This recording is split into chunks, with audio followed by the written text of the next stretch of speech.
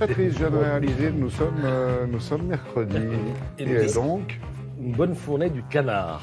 Ah. Hein. Alors, la disparition de Serge Dassault, on en a parlé cette semaine. Elle inspire évidemment les dessinateurs. Voici 2 dessins. Le premier à gauche, c'est signé Lefred Touron. Pauvre Monsieur Dassault, il était si bon. Moi, je continuerai à voter pour lui gratuitement. Cette fois-ci. Il est vrai que, pour bien comprendre le dessin, il faut savoir que Serge Dassault avait été mis en examen pour achat de vote. D'où le dessin à droite.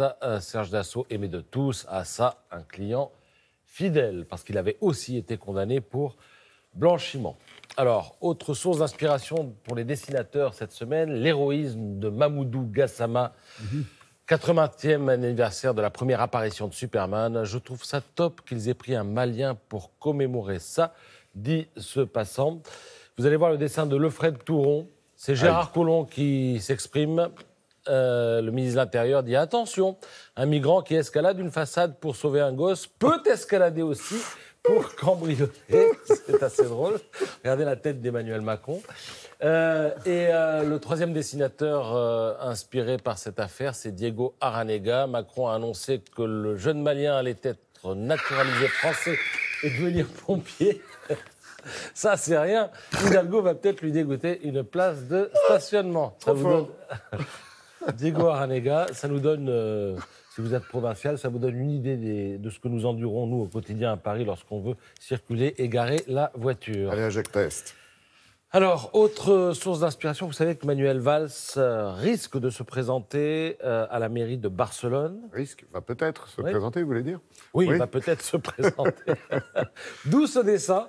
Et je conseille à Anne Hidalgo la mairie de Cadiz. Très drôle. Anne Hidalgo est aussi d'origine espagnole, parle très bien espagnol et risque de faire face à un candidat à la République En Marche lors des prochaines municipales. Cadiz, encerclé par les Français sous Napoléon, mais qui n'a jamais été prise par les Mais ça Français. n'est plus le cas. Hein, non, on le sait. Tant mieux. C'est une vieille info. Alors, la spéciale Alex Jaffray, vous connaissez la J-pop, vous connaissez? La J-pop. C'est la pop J japonaise. Et je découvre ce matin, moi, la K-pop. Ah oui. Ah oui. La pop qui nous vient de Corée. Alors, c'est peut-être pas forcément la musique qu'écoute 24 heures sur 24 Alex, mais il est là question d'une musique de jeunes, parce que la K-pop et Ça ses n'intéresse groupes... personne autour de la table. Non. Non, mais voilà, la K-pop a ses nouvelles idoles. Mais je crois qu'il y a une star du domaine qui a mis fin à ses jours il y a quelques semaines. Oui, et c'est aussi pour ça qu'on en parle. Et alors, le groupe que vous voyez, c'est le groupe qui s'intitule le groupe BTS, rien à voir avec notre brevet de technicien supérieur en France. Hein. C'est un acronyme coréen. Hein. C'est la tête de gondole de ces groupes qui ont de plus en plus de succès. Ils seront d'ailleurs à Bercy pour 2 soirées à l'automne prochain, nous informe ce matin Le Parisien.